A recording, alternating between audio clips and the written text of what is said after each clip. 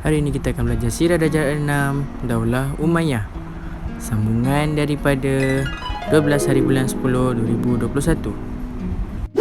Okey, kita terus sambung kepada di antara jasa dan sumbangan Saidina Muawiyah bin Abu Sufyan.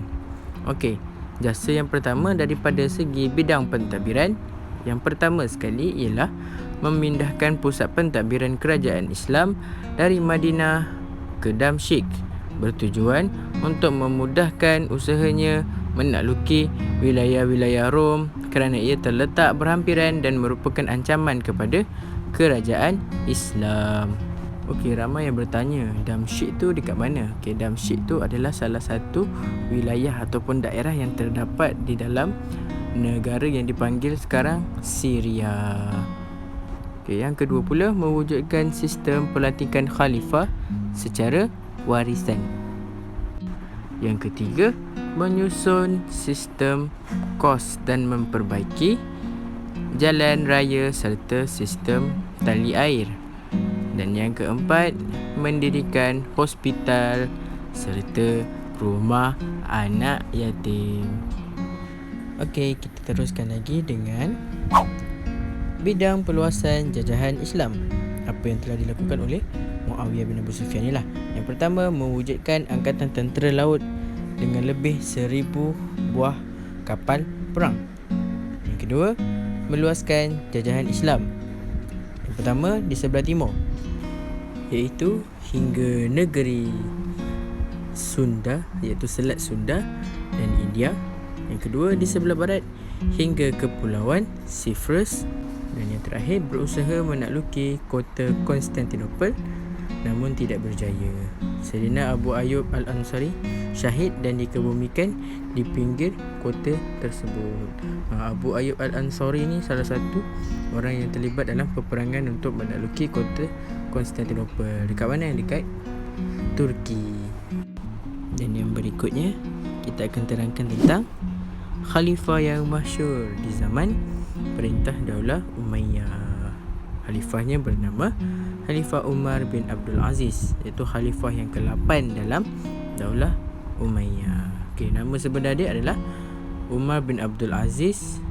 Bundanya Ummu Asam adalah cucu kepada Sayyidina Umar Al-Khattab. Okey, tempat lahirnya adalah di Khalwan, Mesir.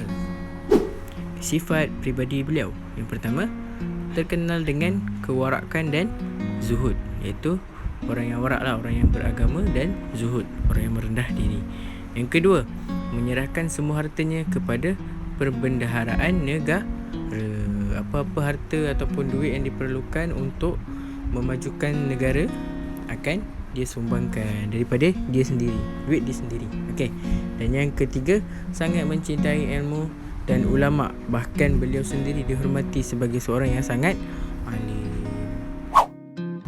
Okey, antara sumbangan Umar bin Abdul Aziz. Okey, yang pertama, mengembalikan harta Bani Umayyah yang diperolehi secara tidak sah kepada perbendaharaan negara. Yang kedua, melucutkan jawatan pembesar yang zalim dan yang salah gunakan kuasa. Okey, yang ketiga, membaiki sistem timbangan dan sukatan dalam urusan perniagaan, iaitu urusan muamalah lah.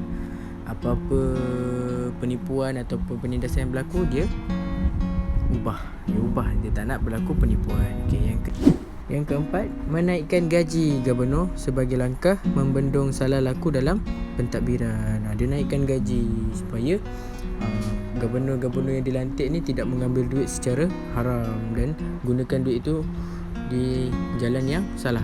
Okey. Dan yang kelima, mengutamakan perdamaian bersama negara kafir dan golongan Khawarij. Kesannya ramai orang yang memeluk Islam.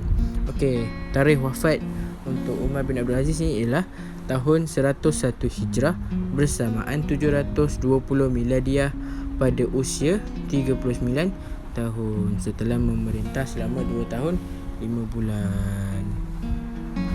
Okey, mari kita bergalih pula kepada kejayaan Daulah Umayyah. Okey, kejayaan yang pertama dalam bidang ilmu pengetahuan adalah menjadikan bahasa Arab sebagai bahasa rasmi negara. Yang kedua, memperkenalkan titik dan baris Al-Quran serta membahagikan Al-Quran kepada 30 juzuk bagi memudahkan pembacaan serta hafazan. Sebab masa dulu kan ramai orang yang memeluk Islam, jadi pelbagai bangsa yang datang. Jadi dia nak senangkan, nak mudahkan, dia letak baris dan tanda dalam Al-Quran, dalam ayat Al-Quran. Okey. Yang ketiga, meminta para sahabat untuk menafsirkan Al-Quran dan pengajian hadis. Seterusnya dicatat untuk dijadikan sebagai rujukan. Dan yang terakhir, mengimarahkan pusat pengajian seperti masjid dan madrasah di setiap bandar besar seperti Damsyik, Kufah, Basrah, Mesir, Khurasan, Mekah, Madinah dan lain-lain. Selesai sudah dalam bidang ilmu pengetahuan, kita beralih kepada bidang pentadbiran pula. Okey, yang pertama, mewujudkan jabatan utama, iaitu Kementerian Dalam Negeri, Kementerian Ketenteraan dan Kementerian Kewangan. Okey, 3 kementerian ni akan menguruskan pentadbiran negara. Okey, dan dalam bidang kebajikan pula, yang pertama, membina jalan raya, bekalan air dan hospital serta lain-lain kemudahan untuk rakyat. Okey, yang kedua, menetapkan perbelanjaan khusus untuk orang berpenyakit kusta. Maksudnya peruntukan duit ataupun perubatan yang khas untuk orang yang berpenyakit kusta, orang penyakit kulit. Okey. Dan yang ketiga, menyediakan seorang pemandu bagi tiap-tiap orang yang buta. Nampak betapa hebatnya kejayaan yang dilakukan oleh Daulah Umayyah ni. Semua orang dia bantu, tak ada taraf lain-lain, semua sama saja. Okey.